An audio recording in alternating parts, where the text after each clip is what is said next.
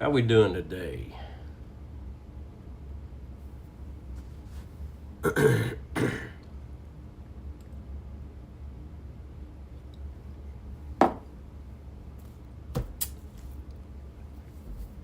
It is a good day. Hump Day, Wednesday. Trying to figure out, oh man, come back here. It is a good day.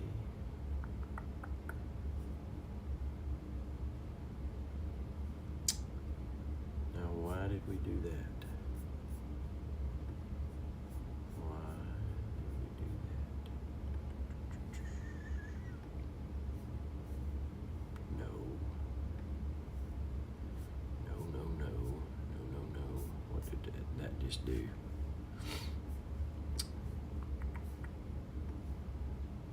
Yeah. Sometimes this stuff gets in a mind of its own. There we go. Huh. I guess I'm already there. What a deal. Hey, good morning, Amber. Morning, Sean Summers. Morning, Andrea. Good morning. Jeff Washburn, good morning, brother. Good to see you on here live with us. Some mornings you're maybe already flying. Morning, Amber Sprague. Got our other Amber. Good morning. Got the Colorado Amber and the Wacomas, Oklahoma Amber. Valerie, good morning. Morning, Mom.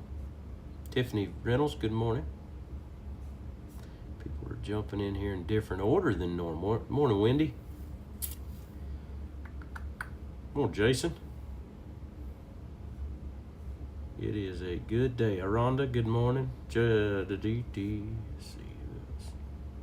funny how things are jumping in there today. Different. Morning, Boyd Pete. Morning, Robin. You know, God's good.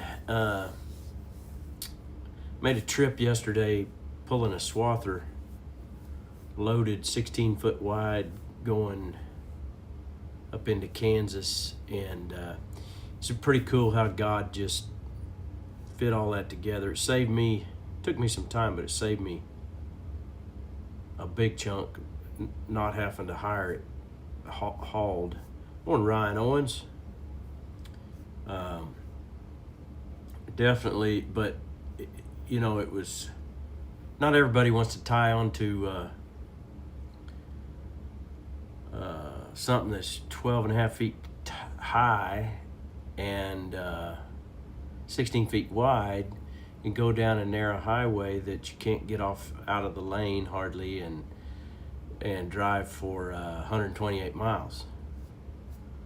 Some people think I'd be crazy to do stuff like that, but I prayed about it, and you know, it was one of those things. I loaded this and loading the swather on this trailer. It was a combine trailer, and I only had about this much, literally, and these big old wide tires. I only had about that much tire on each side of the trailer. So when I drove it up on there, and those things are hydrostatic, so you just bump the steering wheel one way or the other, and those things, I mean, they'll just spin on a dime. Like a zero turn, if you've never driven a hay machine, a swather or a hay bind, depending on, or a mower, depending on what part of the country and what you call it, but those things, it's a self-propelled swather, and so it pretty tricky to drive up on there, and several levels to that trailer where, you know, you had to give it more throttle, more forward. Morning, Mara. And but then, you know, are the trailer tires, I borrowed this trailer, are the tires going to hold up? Are the bearings going to hold up? I mean, in that much distance and that much, there's a lot of things can go wrong. Plus I had to go through 4 towns, and but what was cool was I almost just called the guy back and said, you're just going to have to hire and do this, because soon I looked at, I loaded that swather and chained her down, and I looked at that and I thought, man, that's a lot of weight for my 1 ton. It's a lot of, there's a lot of challenges there. But what was cool was I prayed about that before I went to bed. I woke up in the morning, yesterday morning, and the Lord said, yes, go. I mean, as clear as anything. So I didn't ever have a concern. Morning, Brandon Miller. Morning, Misty. Joel, good morning. And I'm not into my lesson yet. I'm just telling stories. Jana, good morning. But anyway, I when I took off and left, I texted the guy, and I was going to Buhler, Kansas, which is way up by Hutchinson. And I went up through Anthony, if you're familiar with that part. I went north. And 132 is narrow. You can't, I get my tire on the trailer, which is 10 foot wide, and then the swather is 16 foot wide. And you can't get completely off the road. Well, they can't get over either because there's no shoulder. And the drop off is like 6 or 8 inches, probably in some spots, maybe worse. And so I'm going down through there, but I never had a moment where, there's a few times I missed some signs on this side or a mailbox because a semi was coming and all that kind of stuff. And we might have not, sometimes you just close your eyes and keep going. But a buddy of mine, Freddie Cohen, he's on here once in a while. Some of my classmates will know Freddie, and people that are up from Jet Nash area. But anyway, he lives in Anthony, and I called him and I said, hey, what are you doing? Come with me. And he said, sure, I'll go. And he jumped in with me. I stopped in Anthony and picked him up. The cool thing is God knew all that and set all that up. I hadn't planned ahead of time. I just, last minute, he just happened to be able to go. Morning, Brady. Morning, Sherry Underwood. And God set that all up. Now, this is part of the teaching, but I haven't really got into the teaching. But I just want you to know if we allow God to be in our lives, He'll be there. And what I would have had to gone through Kingman, Kansas, with 16 foot wide, with no flaggers, no, I can't see behind me with that swather behind me. I'm trying not to catch stuff, and so going down through traffic down the middle of town would have been not good. And I didn't know how to backtrack and go around Kingman to get up there to Hutch, but Freddie did, but he didn't know if there was a bridge out. So he starts calling in the people he knows, county commissioner up there, and all. He started string. So God had that all planned. He knew the path I needed to take. I didn't know. And you know what was cool? Because God brought the right person into that situation, I didn't have to know. I couldn't drive that way again because he'd say, turn off here. We were on back roads and down roads that didn't even have center lines, didn't have, weren't marked, just blacktops. And for maybe 2 or 3 miles to get over to another highway and to hit this angle road. And then we went back, and what was awesome was we got into places where there was almost no traffic. We took it in the middle of the day. Now see, God wanted to do it, and we got all the way up there, and then I had to drive that swather off of that trailer. And when I got up there, of course we had to lift it up and spin the tires around. That's one of the ways you do that, to get it to where it won't try to walk backwards. It's got to spin those tires. And so God was at work because I spent time in prayer beforehand, but also because I've dedicated myself to following God and allowing God to lead, guide, and direct me. That's important. So allow God to come into your everyday life. Sometimes we get busy, and I understand that.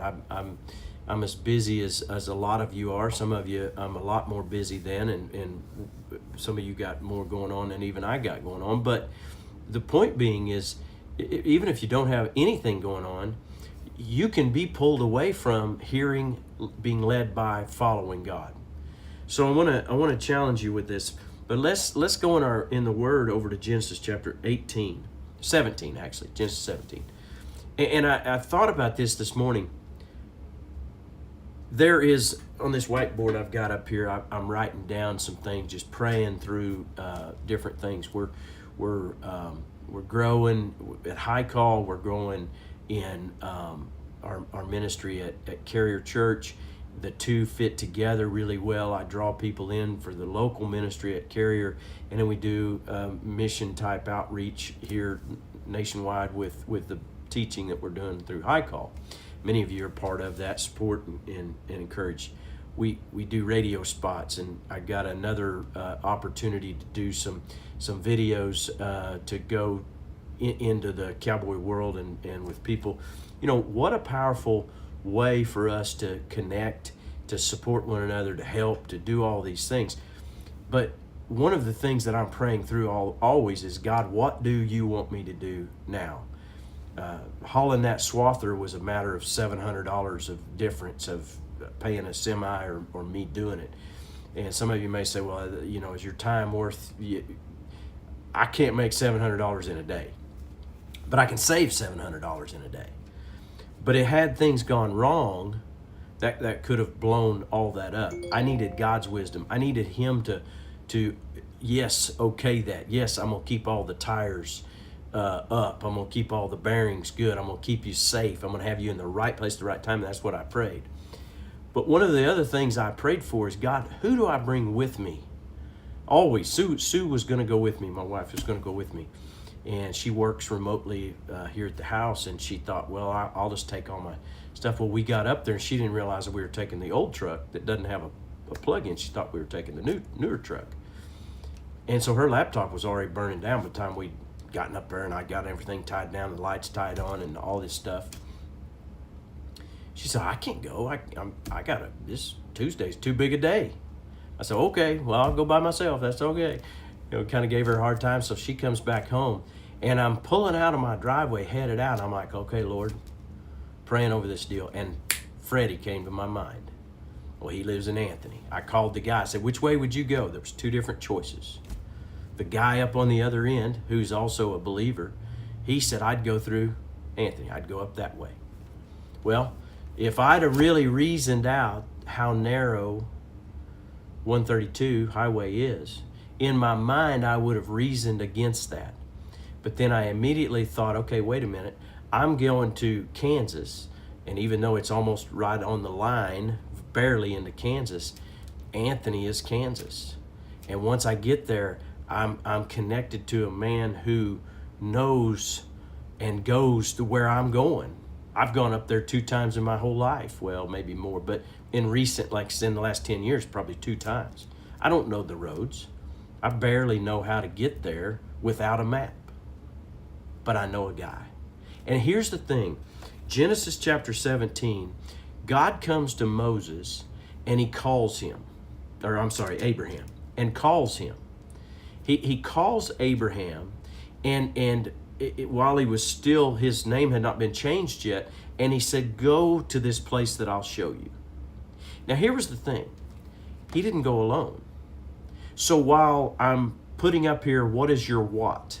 That's a thing that I'm using to identify the direction that I need to go. What is your what? This could be small things and big things. Yesterday, my what was, I got to get this swather to Buter, Kansas. I gotta go. Which route do I go? That was it. Then it came down to, who do I take with me? Now in Genesis chapter 17, God has changed Abram's name to Abraham. It's a big part of the story, but I don't have time to teach it. But God said something. Abraham said, okay, I'll have a child. You've promised me a child, but I'll have it, since Sarah can't, his wife, I'll have it this other way. And God said no. In verse 17, Abraham bowed down to the ground, and he laughed within himself in disbelief. How can I become a father at the age of 100, he thought. And how can Sarah have a baby when she's 90 years old? So Abraham said to God, may Ishmael live forever. This was the son he had through his handmaid, surrogate mother. It's like, wait a minute, I got a plan, God. Let me help you out. Look at God's response. But God replied, no, Sarah, your wife, will give birth to a son, for you will name him Isaac. Here's what's awesome. He says, no, this is the way I'm going to do it. I'm going to do it with the wife that you have. I'm going to do it. And here's the name of the son that you haven't seen. She's not even pregnant with. I'm going to give you the next step. Here was my point that the Lord was showing me today. And part of what I'm writing down here is, who do I bring with me in this direction that God's given me? Who do I bring with me?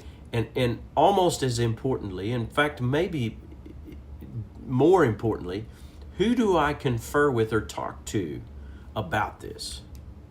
See, because sometimes we need wisdom, because I thought of another guy. I could have asked anybody, many people. I could have said, should I take this swather? My wife was kind of saying, I don't know if maybe you ought to just hire this done. This looks pretty sketchy. You're pulling this thing 128 miles with a 1-ton on a trailer you borrowed from a neighbor you have no clue about, with this much tire hanging on either side. You got to drive it up there, and then you got to drive it off. There's a lot of things that could go wrong. I had no problem. Now, when I left out, if I'd asked 10 people, probably 8 of the 10 would have said, go up through Pond Creek. Go up 81. One guy said, go up this way. That was the guy I was quickened to text. And as soon as he said, yeah, I'd go up there, and I looked at the towns, the list, Anthony was there. Who'd I call? Immediately, I called Freddie. And when I called Freddie, he could go with me. But when I got him in the truck and I said, okay, now how do we go up here? He said, you don't know how you're going? I said, I got a general idea. He said, you're going to drive this through Kingman, Kansas? Downtown? He said, I got to figure out a way to get you around this.